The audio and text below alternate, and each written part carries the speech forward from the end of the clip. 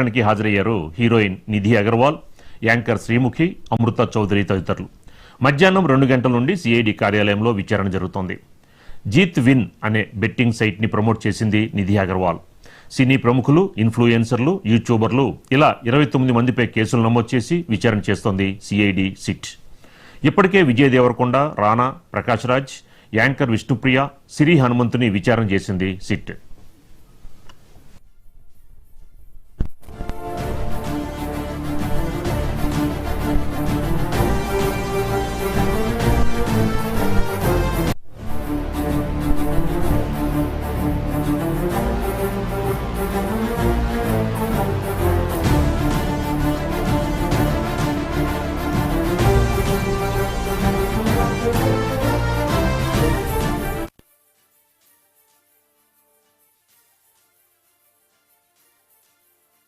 Betting apps promotion కేసులో పలువురు సినీ హీరోయిన్లు, సినీ ప్రముఖులు, యాంకర్లు సిఐడి ముందుకు విచారణకి క్యూ కడుతున్నారు.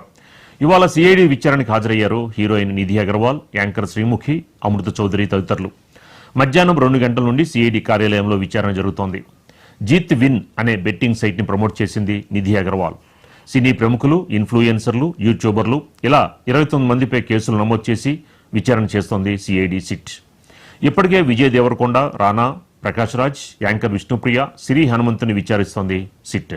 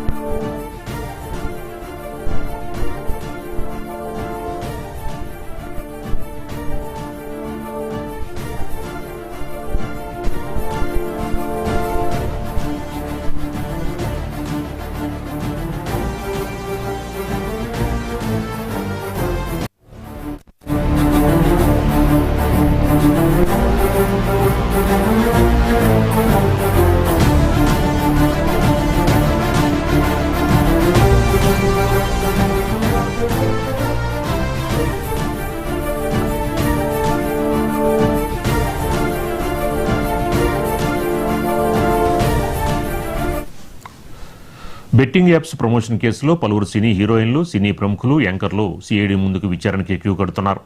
ఇవాళ సిఐడి విచారణకు హాజరయ్యారు హీరోయిన్ నిధి అగర్వాల్, యాంకర్ శ్రీముఖి, అమృత చౌదరి తదితరులు. మధ్యాహ్నం 2 గంటల నుండి సిఐడి కార్యాలయంలో విచారణ జరుగుతోంది. జీత్ విన్ అనే బెట్టింగ్ సైట్ ని ప్రమోట్ చేసింది నిధి అగర్వాల్. సినీ ప్రముఖులు, ఇన్ఫ్లుయెన్సర్లు, యూట్యూబర్లు ఇలా 29 మందిపై కేసులు నమోదు చేసి విచారణ చేస్తోంది సిఐడి సిట్. ఇప్పటికే విజయ్ దేవరకొండ, రానా, ప్రకాష్ రాజ్, యాంకర్ విష్ణుప్రియ, సిరి హనుమంతుని విచారణ చేసింది సిట్.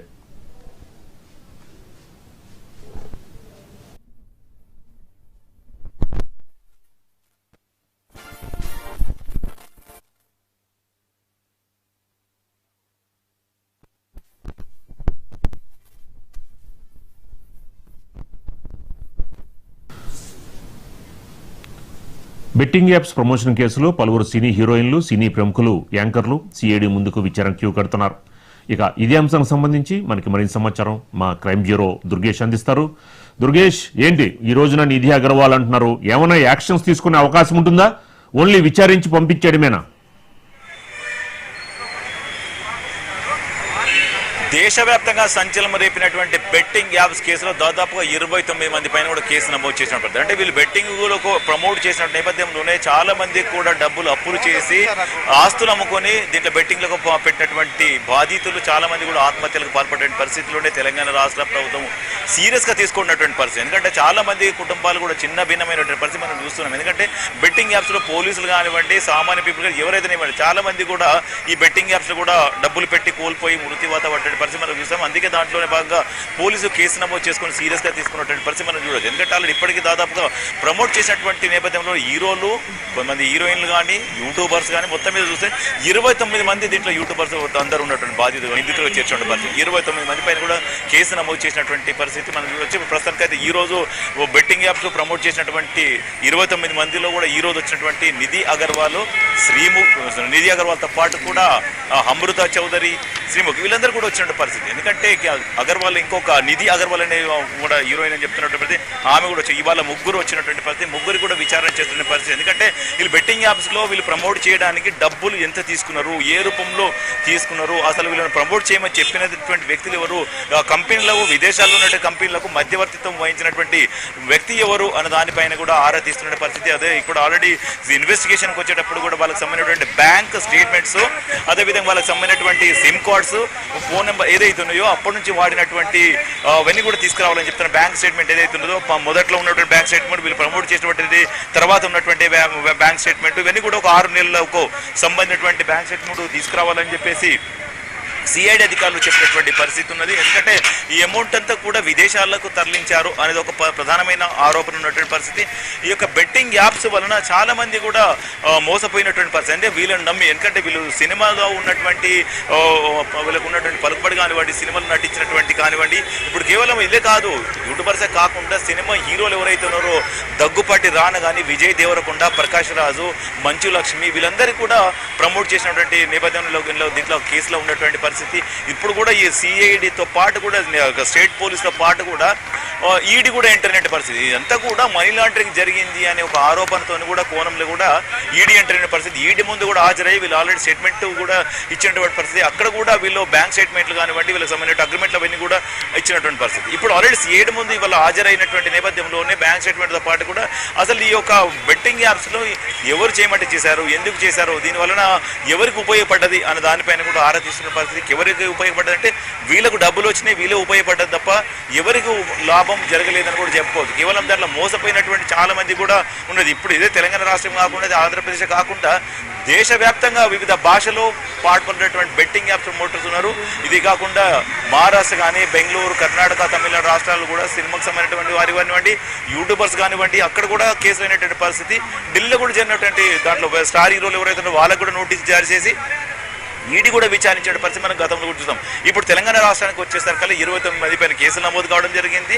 రామరాజు ఇప్పుడైతే ఆల్రెడీ ఇవాళ ముగ్గురు రావడం జరిగింది. ముగ్గురికి సంబంధించినటువంటి సమాచారాన్ని కూడా పోలీసులు వాళ్ళు ఎవిడెన్స్ అన్ని కూడా తీసుకొని వాళ్ళని విచారించబోతున్న పరిస్థితి. అంతా జరిగిన తర్వాత కూడా మళ్ళీ వీళ్ళు ఇది తెలియక చేస్తాము అని మళ్ళీ ఇలా బెట్టింగ్ యాప్లు మీరు ఎవరు బెట్టింగ్ పెట్టకండి అని చెప్పి వీళ్ళు మళ్ళీ ఒకసారి కూడా వీడియోలు కూడా చేసి మా పబ్లిక్లోకి పంపించినటువంటి పరిస్థితి మనం చూసాం. కనుక ఇదే వీడియోలు కనుక ముందు కనుక పెట్టుంటే చాలా మంది ప్రాణాలు కోల్పోయేవారు కాదు అని కూడా మనం చెప్పవచ్చు. ఎందుకంటే ఇలా నష్టపోయిందంతా కూడా ప్రతి ఒక్కరు, దీంట్లో పోలీస్ డిపార్ట్మెంట్లో ఉన్న వాళ్ళు కూడా బెట్టింగ్ యాప్లో పెట్టినటువంటి డబ్బులు లాస్ అయినటువంటి పరిస్థితి మనం చూసాం. చాలా మంది పోలీసులు కూడా ఆత్మహత్యలకు పాల్పడేటువంటి పరిస్థితి ఉంది. ఇలా సాఫ్ట్వేర్ ఇంజనీర్ కానివ్వండి, బ్యాంక్ ఎంప్లాయర్ కానివ్వండి, ఎవరైతే వరుస పెట్టి ప్రతి ఒక్కరు కూడా వీళ్ళ బెట్టింగ్ యాప్స్తో మోసపోయినటువంటి పరిస్థితి మనం చూసాం.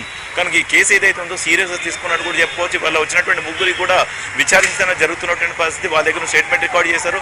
అవసరం అనుకుంటే మళ్ళొక్కసారి కూడా రమ్మని చెప్తున్నటువంటి పరిస్థితి. ఇదంతా కూడా ఈ బెట్టింగ్ యాప్స్ పాల్పడ్డటువంటి ప్రమోటర్స్ చేసినట్టు ఎవరైందో వాళ్ళపైన కూడా సీరియస్ యాక్షన్గా ఉంటుందని కూడా చెప్పవచ్చు. ఎందుకంటే సీరియస్గా తీసుకోవడమని చెప్తాను రాష్ట్ర ప్రభుత్వం ముందుగానే చెప్పేటటువంటి పరిస్థితి. ఎందుకంటే దీంట్లో బెట్టింగ్ యాప్స్ వలన చాలా మంది కుటుంబాలు కూడా చిన్న భిన్నమైనటువంటి పరిస్థితి చూస్తాము. ఎందుకంటే ఇంటి యజమానులు కూడా ఇంట్లో ఎవరికి చెప్పలేక డబ్బులు అప్పులు చేసి తీసుకొచ్చి బెట్టింగ్ యాప్స్లో పెట్టి అవి కట్టలేక ఆత్మహత్యలకు పాల్పడే పరిస్థితి మనం చూసాం చాలా కూడా. అటువంటి వారికి జరిగినటువంటి అన్యాయం కూడా ఎవరు కూర్చోలేరు అని చెప్పి, ఎందుకంటే ఇక ముందు కూడా నెక్స్ట్ ఈ బెట్టింగ్ యాప్స్ కూడా ఎవరైతే ప్రమోట్ చేస్తారో వాళ్ళపైన కూడా కఠినంగా వ్యవహరిస్తామని చెప్పేసి పోలీసులు కూడా చెప్పినటువంటి రీతి మనం చూడొచ్చు. ఇప్పటికైతే మాత్రం ఎవరు కూడా బెట్టింగ్ యాప్స్ ప్రమోట్ చేయడం లేదు. ఈ బెట్టింగ్ యాప్స్ పైన కూడా ఎవరైతే ప్రమోట్ చేస్తారో వాళ్ళు కూడా సీరియస్గా తీసుకుంటామని చెప్పినటువంటి పరిస్థితి. సినిమాకి సంబంధించిన ప్రముఖులు కూడా ఇప్పటికి ముందు జరిగింది, ఇప్పుడు జరిగింది, నెక్స్ట్ భవిష్యత్తులో మా సినిమాకి సంబంధించిన వారు కూడా ఎవరు కూడా బెట్టింగ్ యాప్స్లో ప్రమోట్ చేసే ప్రసక్తి లేదు. చేస్తే మేము సినిమా ఇండస్ట్రీలో నుంచి వాళ్ళను తొలగిస్తామని చెప్పేసి మెగా ఎవరైతే ప్రొడ్యూసర్స్ ఉన్నారో, పెద్ద పెద్ద ప్రొడ్యూసర్స్ ఉన్నారో వాళ్ళు కూడా కమిషనర్ ఆఫీస్లో కూడా సిపి ఆఫీస్ ముందు కూడా చెప్పినటువంటి పరిస్థితి మనం చూడొచ్చు. ఎందుకంటే వాళ్ళు కూడా చెప్పడం జరిగింది, ఈ సినిమా ప్రమోటర్స్ ఎవరైతే సినిమా హీరోలు కానీ హీరోయిన్ కానీ ఎవరైతే ఉన్నారో వాళ్ళందరూ కూడా బెట్టింగ్ యాప్స్కు ప్రమోట్ చేస్తున్న పరిస్థితి ఉన్నది.